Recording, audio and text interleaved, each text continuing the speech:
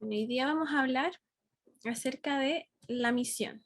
Ya ese es el título de la predicación de hoy. ¿Cuál es esta misión?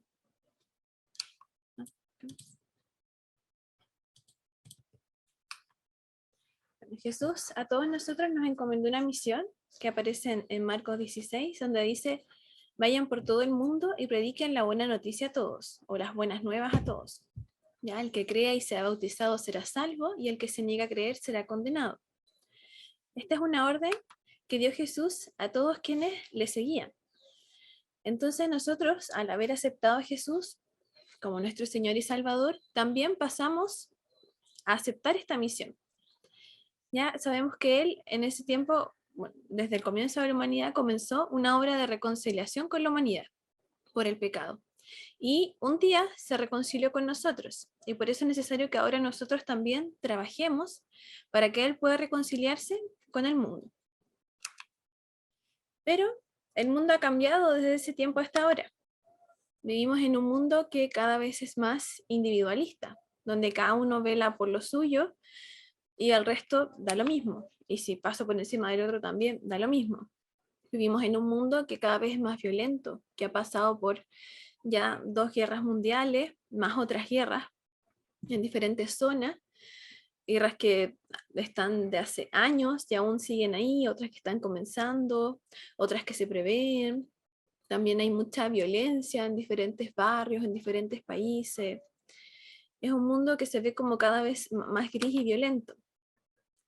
También es un mundo en el que se ha sufrido este proceso de la globalización, donde todo lo que sucede al otro lado del mundo ya se sabe al instante en este lado. Un mundo también que está como invadido por todo lo que son las redes sociales, donde uno es capaz de hacer como más amigos, de conocer más, pero en realidad es un mundo que te va aislando. Uno se va metiendo en ese mundo virtual y vas perdiendo un poco lo que es el mundo físico, por decirlo de alguna forma. Y eso también nos lleva a muchas veces terminar sintiéndonos solos o deprimidos, y esa es una sensación que se ha ido acrecentando sobre todo ahora con el encierro debido a la pandemia. Y por último tenemos un mundo que también está sintiendo cada vez más un vacío, ya algo que falta, algo que no está, quizás también pérdidas del deseo de vivir. Entonces tenemos un mundo que no cree en nada ni en nadie y tampoco espera nada bueno. ¿Ya? Hay un mundo en el que abunda la desconfianza, ya en el otro, en la sociedad, en todo básicamente. Entonces pensando en este mundo, aquí les hago una pregunta para que la piensen, no es necesario que me respondan. ¿Ustedes creen que aún es útil la predicación tal y como la concebimos en el pasado?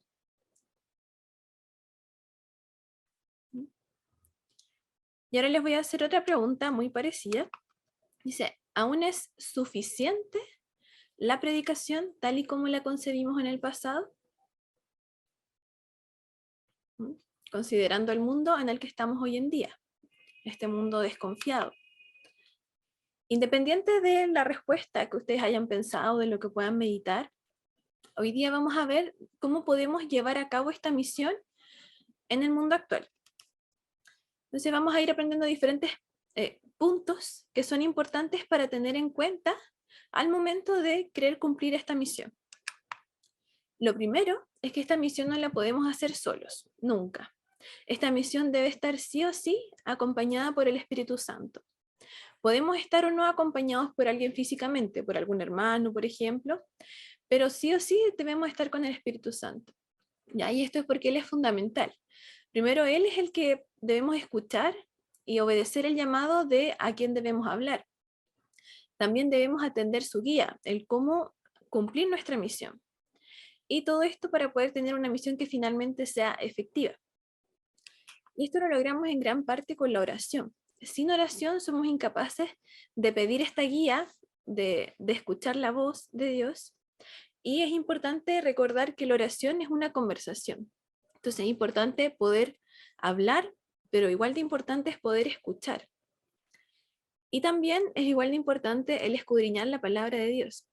¿Ya? Esto nos permite poder recibir revelaciones por parte de Dios para nuestras vidas, nos permite adquirir la verdad de Dios y después de esa verdad poder también compartirla a otros dentro de lo que es nuestra misión.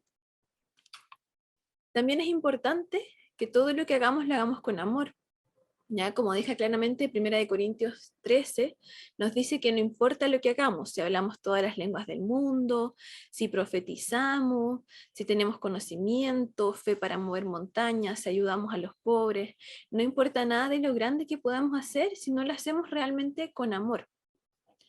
Y también nos dice algo muy importante de que dentro de las características del amor, el amor nunca se da por vencido, ni pierde la fe ni la esperanza. El amor se mantiene firme en toda circunstancia. Entonces de aquí podemos deducir dos cosas. Primero, de que nada de lo que hagamos sin amor vale la pena. Y segundo, que con amor no nos daremos por vencidos. Y dentro de otras cosas, en esta misión no nos vamos a dar por vencidos pese a quizás alguna negativa, alguna mala experiencia, porque si hacemos las cosas con amor, nos mantenemos firmes, ¿ya? También es importante que esta misión la llevemos a cabo de manera amistosa, ya no discutiendo, porque ¿qué va a pasar? Si uno se enfrenta a otra persona y termina en una discusión, esto puede provocar que la otra persona termine actuando de una manera defensiva y finalmente no nos escuche, no nos comprenda y finalmente se cierre a todo lo que podamos decirle. Como dice en 1 Pedro 3, 15, 16, si alguien nos pregunta acerca de la esperanza que tenemos como creyentes, tenemos que estar preparados para dar una explicación y hacerlo con humildad y con respeto. En este sentido, también es importante que seamos capaces de cuidar las palabras que usamos y el lenguaje corporal que acompaña estas palabras, porque muchas veces este lenguaje corporal dice más cosas que nuestras propias palabras. Y compartir experiencias puede ser un buen comienzo para esta cercanía amistosa con el otro. ¿Ya? Quizás compartir cómo Dios nos ha ayudado a nosotros, como lo hicieron recién los hermanos, y cómo los ayudó en esta semana o en estos últimos días.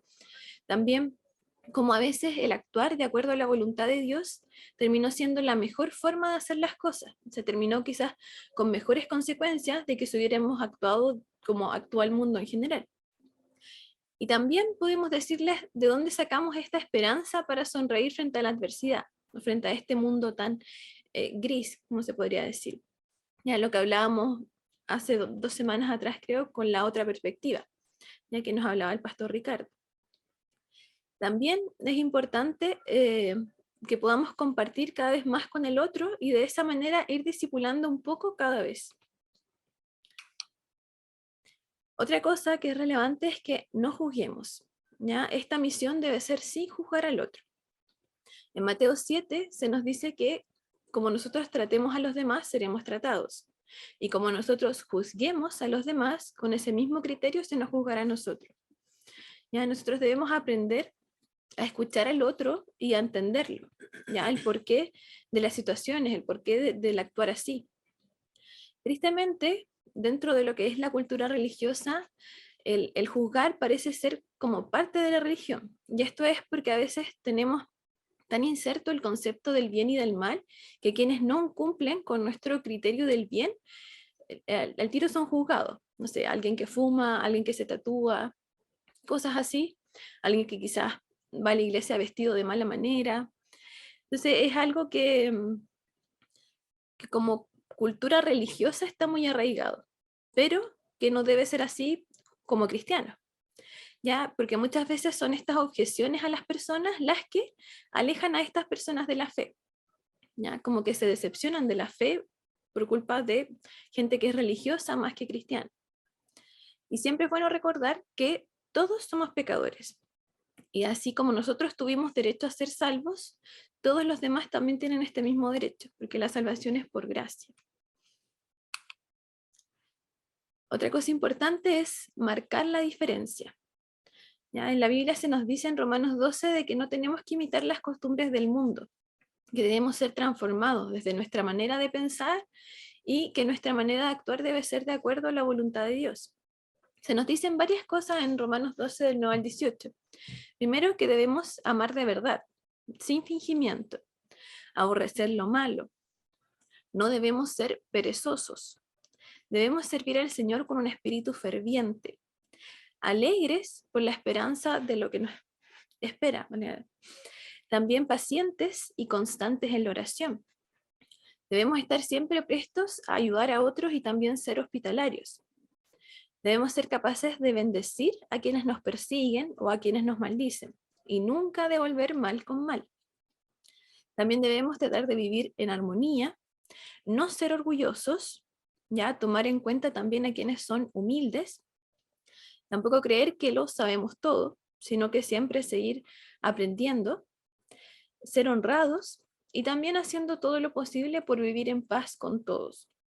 ¿Ya? Todas estas cosas, si uno las va viendo, son cosas que nos harían realmente marcar una diferencia en un mundo, porque el mundo tiende a ser lo contrario a todo lo que está aquí descrito.